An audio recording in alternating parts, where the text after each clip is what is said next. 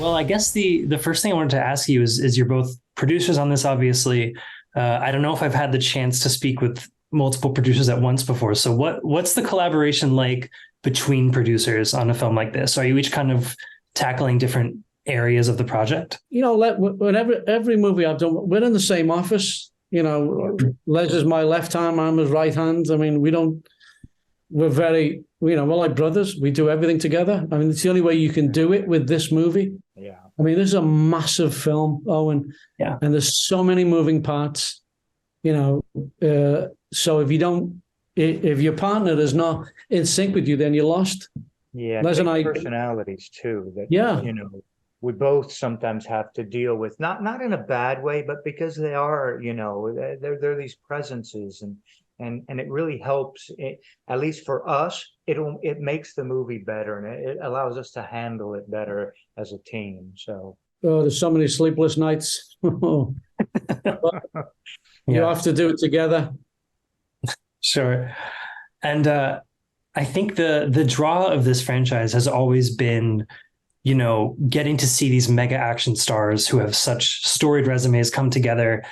And even in the marketing for this, there's been such a focus on the new faces and the new blood. Did that feel like a risk at all when putting this together? Well, I think you have to put each movie has different characters in there. In order to evolve, you can't reinvent the wheel, but you have to freshen it up. You have to put new characters in there, but these characters have to fit and they have to be right. And we went through, it was kind of an extensive casting process, but, I'm hoping we got the right balance. You saw the picture, so you saw Jason, it was more of a Christmas-centric movie. So we needed, a foil for Jason. So, Megan was kind of cast in it. And we thought the chemistry was perfect between the two of them, which is why we cast it. 50 added some much needed, blood to the the kind of the back team. So yeah, you don't reinvent the wheel, but you definitely polish the tires and give it a new coat. Yeah. It helps bring out kind of new dimensions to some of our core group as well. That the whole interaction there with 50 and Dolph, gives it a little bit of an urgency there. Yeah. Everything that's going on, and then Iko and Tony really help kind of balance this out on more of a global scale. I mean, those guys are legends, and they bring their own kind of fighting and flavor to this whole franchise that wasn't there before. So it's kind of like the whole thing is freshened up by all of that. And then the setting itself is sort of a different, milieu from all the other Expendables films, while still keeping that, that core and going back to that R-rated action, which the audience really wants. And and we didn't do in the last film, but this one, I think everybody's going to be going, great. I love this kick-ass R action, hard R. Yeah. You mentioned Tony. I love Tony in this so much. He's absolutely incredible. You mentioned it was a long casting process. Was there one of the new faces that was maybe the toughest to get, or someone who maybe felt like the biggest risk as they were coming into this? No, I think when I say tough, it wasn't tough trying to get them. It was finding the balance that was tough. There was no hard negotiation with any of the new characters. We asked and they came on board, but it was, to make that offer, we had to make sure it was right. And it was a lot of thought went into it to every one of the new people that's in this.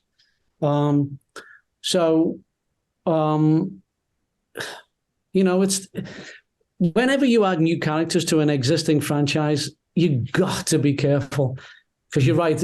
If you make the wrong move and something, if that link in the chain is the weakest, then the chain comes off.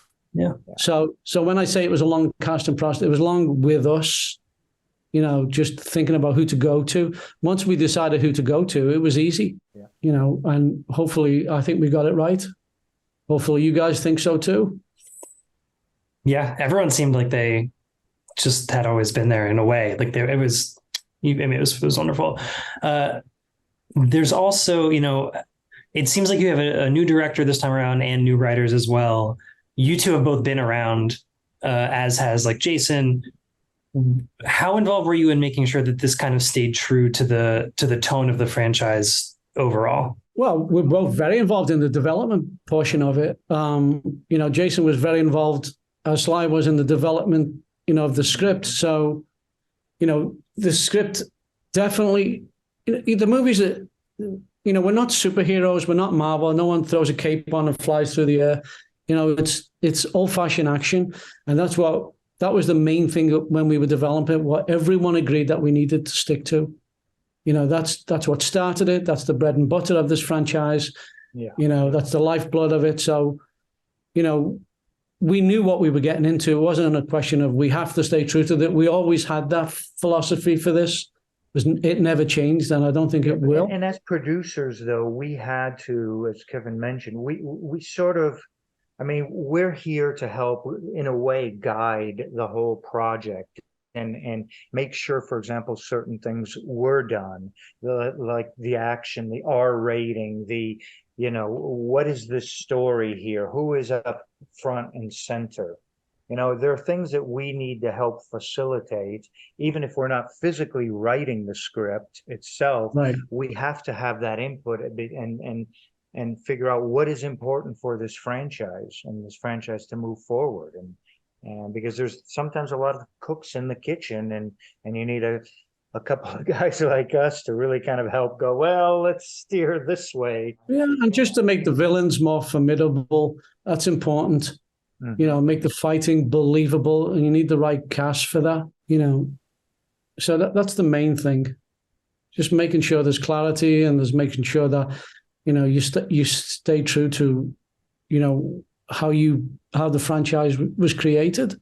And I think this will be my last one for you, but I was shocked to find out this franchise has been around for 13 years. It just doesn't feel like that at all. It feels like these have been coming out, I guess, more regularly or something. But is there something that you think is the key to making sure that it, doesn't slow down? Is that continuing to bring in more people? Do you have ideas for future installments, things like that? Yeah, we spoke about this. I mean, I think the only thing you can think about is what's in front of you now. You can't think too far ahead. So we've got Expendables 4. It's going to be, it's fan driven. If it's received well and the fans like it, sure, there'll be another one. You can't put the cart before the horse. You just got to see how this can't does. be, Les and Kevin want to make another Expendables. It doesn't work that way. This is for the fans, and we have to do it right for the fans. And then we can say, okay, now maybe we can think about it. But in a perfect world, yeah, we'd love to do another one. We'd love to go on, but you can't think like that. No. You just got to do what's, in hand. Yeah.